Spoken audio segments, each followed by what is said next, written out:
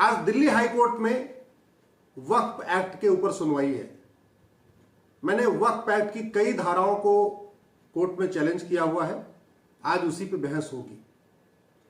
लेकिन मुझे लगा मैं कोर्ट में बहस करने के पहले एक बार जनता की अदालत में वो ग्राउंड बता दूं जो मैं आज कोर्ट में रखने जा रहा हूं।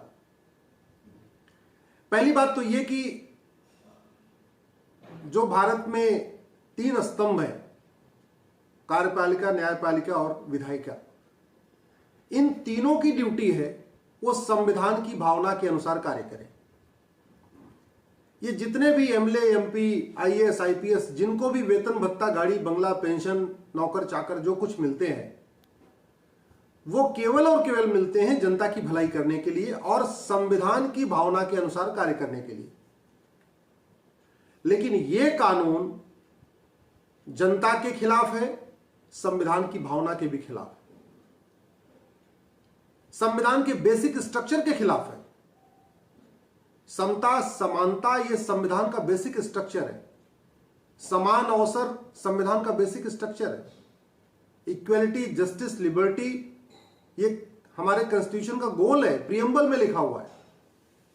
यूनिटी, नेशनल इंटीग्रेशन ये हमारे कॉन्स्टिट्यूशन का गोल है। लेकिन ये एक्ट सेकुलरिज्म के खिलाफ, नेशनल यूनिटी के खिलाफ, नेशनल इंटीग्रिटी के खिलाफ, फ्रेटर्निटी के खिलाफ, इक्वलिटी के खिलाफ, जस्टिस के खिलाफ, पूरी तरीके से इसने संविधान में जितने भी बेसिक स्ट्रक्चर पॉइंट हैं सबकी धज्जियां उड़ा रखी है। तो सवाल यह है कि जो डॉक्टर घटिया दवा देता है, क्या आप उससे इलाज कराते हो? जो ड्राइवर खतरनाक गाड़ी चलाता है, क्या आप उसकी गाड़ी में बैठना पसंद करते हो? जो टीचर घटिया तरीके से बच्चों को पढ़ाए, क्या उस टीचर के पास अपने बच्चे को आप भेज सकते हो ट्यूशन पढ़ने के लिए? तो फिर आप ऐसे लोगों को क्यों चुनते हैं जो घटिया कानून बनाते हैं? जैसे टीचर की ड्यूटी है पढ़ाना, ड्राइवर की ड्यूटी है गाड़ी चलाना, डॉक्टर की ड्यूटी है इलाज करना, वैसे एमएलए और एमपी की प्राइमरी ड्यूटी है, जो सबसे इंपॉर्टेंट ड्यूटी है, वो है कानून बनाना। और वो वही काम नहीं कर रहे, लच्छेदार भाषण दे रहे, रैलियां कर रहे हैं। जो काम उनको नहीं करना वो सारे काम कर रहे हैं। उनको वेतन भत्ता, गाड़ी, बंगला भाषण देने के लिए नहीं मिलता। उनको वेतन भत्ता, गाड़ी, बंगला फीता काटने के लिए नहीं मिलता। उनको वेतन भत्ता, गाड़ी, बंगला देश में घूमने के लिए नहीं मिलता। उनको वेतन भत्ता, गाड़ी, बंगला मिलता है अच्छा अच्छा कानून बनाने के लिए, जो घटिया कानून हो उसको बदलने के लिए और नए नए कानून बनाने के लिए, और कानून भी सर्वोत्तम कानून बनाने के लिए। आर्टिकल 14 कहता है equality before law, equal protection, मतलब जो हमारा कानून हो वो सबसे अच्छा होना चाहिए, दुनिया का सबसे अच्छा कानून हमारे पास होना चाहिए। इसके बावजूद कांग्रेस की सरकार ने 1995 में, 1995 में ये घटिया कानून बनाया, वक्फ एक्ट।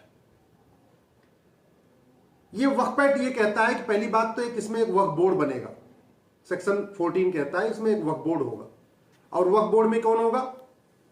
एक एमएलए होगा, वो मुस्लिम होगा, एक एमपी होगा, वो मुस्लिम होगा, एक एडवोकेट होगा, वो भी मुस्लिम होगा, एक टाउन प्लानर होगा, इंजीनियर होगा, वो भी मुस्लिम होगा, एक आईएएस ऑफिसर होगा, वो भी मुस्लिम होगा, एक स्कॉलर होगा, वो भी मुस्लिम होगा, एक मुतवल्ली होगा।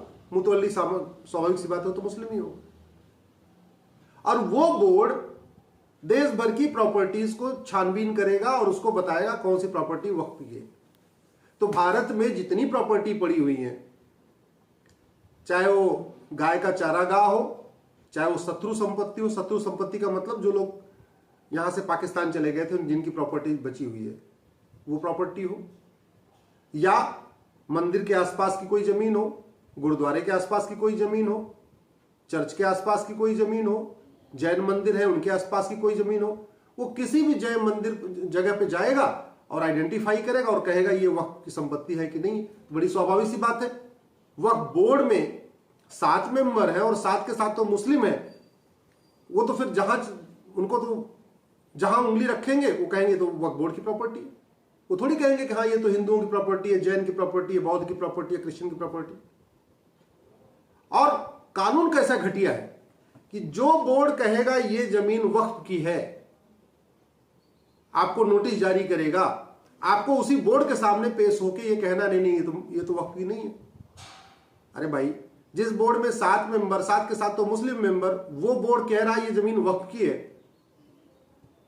अगर हमारी जमीन पे कह दे वक्फ की है तो मुझे उसी बोर्ड के सामने जाके खड़े होना, बोला नहीं साहब ये तो हमारी जमीन है। वो बोर्ड क्यों मानेगा? और उस बोर्ड के नोटिस के खिलाफ मैं कोर्ट भी नहीं जा सकता हूं, कोर्ट का दरवाजा मेरे लिए बंद है। मतलब क्या घटिया कानून बनाया कांग्रेस ने कि अगर वक्फ बोर्ड कोई नोटिस इशू करता है तो उस नोटिस के खिलाफ आप अपने डिस्ट्रिक्ट कोर्ट में नहीं जा सकते, आपको ट्रिब्यूनल में जाना है, और ट्रिब्यूनल हर डिस्ट्रिक्ट में है नहीं।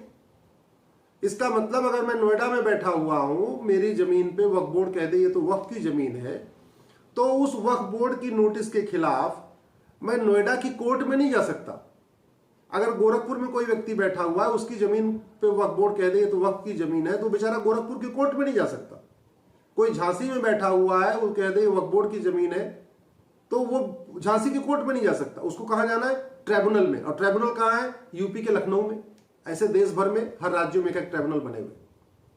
तो अब आप कल्पना करिए, मेरी जमीन, मैं उसका मालिक, वक्फ बोर्ड आके बिना कारण बताए, बिना ऐसी हवा में कह दे ये जमीन हमारी है, तो उसके खिलाफ मैं अपने नजदीक की कोर्ट में जाने के बजाय, जो हमारे घर से 10 किलोमीटर, 20 किलोमीटर, 50 किलोमीटर है, मुझे 500 किलोमीटर लखनऊ जाना पड़ेगा अपनी सफाई देने उस ट्रिब्यूनल के पास।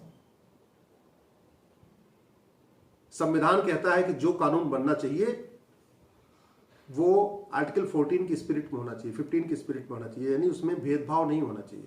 पूरी तरीके से भेदभाव कर रहा है। एक बार ये अगर कानून माइनॉरिटीज के नाम पे बना होता, हालांकि मैं माइनॉरिटीज के खिलाफ हूं, इस देश में माइनॉरिटी मेजॉरिटी कोई नहीं है, एक बार ऐसा कानून पारसी के लिए बना होता जो बेचारे 0.1% है, बहाइयों के लिए बना होता, ऐसा कानून एक बार यहूदियों के लिए बना होता कि भाई ठीक है बहुत कम लोग हैं, इनकी जमीन पर कोई कब्जा न कर ले, इसलिए इनके लिए एक बोर्ड बना दो, तब भी बात समझ में आती है। यह कानून मुस्लिम्स के लिए बना हुआ है, जो भारत की सब सेकंड लार्जेस्ट मेजॉरिटी है, 25 करोड़, पाकिस्तान से भी ज्यादा, अरब खाड़ी देशों से भी ज्यादा, ऐसे देशों के लिए कानून बना हुआ है। आप कल्पना करिए जरा, इसकी जरूरत है क्या? सेकुलरिज्म का मतलब होता है इक्वलिटी बिफोर लॉ। यह कानून सेकुलरिज्म के खिलाफ है। सेकुलरिज्म का मतलब है no discrimination based on religion. यह कानून आर्टिकल 15 के भी खिलाफ हो गया, सेकुलरिज्म के भी खिलाफ हो गया। हमारा कॉन्स्टिट्यूशन कहता है ये ड्यूटी है सरकार की वैसी व्यवस्था करे कि भारत की एकता अखंडता मजबूत हो। ये तो एकता तोड़ने वाला कानून है। संविधान कहता है सबको इक्वल अपॉर्चुनिटी मिलनी चाहिए जब कानून बने। इसमें इक्वल अपॉर्चुनिटी कहां है? कोर्ट का दरवाजा बंद कर दिया, इक्वल अपॉर्चुनिटी कहां है? और ये और ऐसा कानून तो अरब देशों में भी मुस्लिम्स के लिए नहीं बना हुआ है, मैं आपको बता रहा हूं। ऐसा कानून वक्फ एक्ट जो अपना है, ऐसा पाकिस्तान में भी नहीं बना है मुस्लिम्स के लिए, बांग्लादेश में मुस्लिम्स के लिए नहीं बना है। ये अलग बात है, मुस्लिम वहां पे सारे हिंदुओं के मठ मंदिर पे कब्जा कर लिए हैं, लेकिन कानूनन नहीं, वो अवैध रूप से कब्जा किए, अलग बात है। बांग्लादेश में कब्जा कर रहे हैं, वो अलग बात है, अवैध रूप से कर रहे हैं। लेकिन पाकिस्तान और बांग्लादेश की सरकार ने भी ऐसा कानून नहीं बनाया जैसा कांग्रेस ने कानून बनाया 1995 में। तो आज इसी पे बहस होगी। मैं आशा करता हूं कि जज साहब को मेरी दलील समझ में आएगी और आज ये मैटर एडमिट होगा, केंद्र सरकार को नोटिस जारी होगा। क्योंकि मैं उसके बाद मुझे टाइम मिलेगा नहीं, तो मैंने सोचा एक बार आपसे चर्चा कर लूं, फिर आपसे किसी विषय पे चर्चा करेंगे।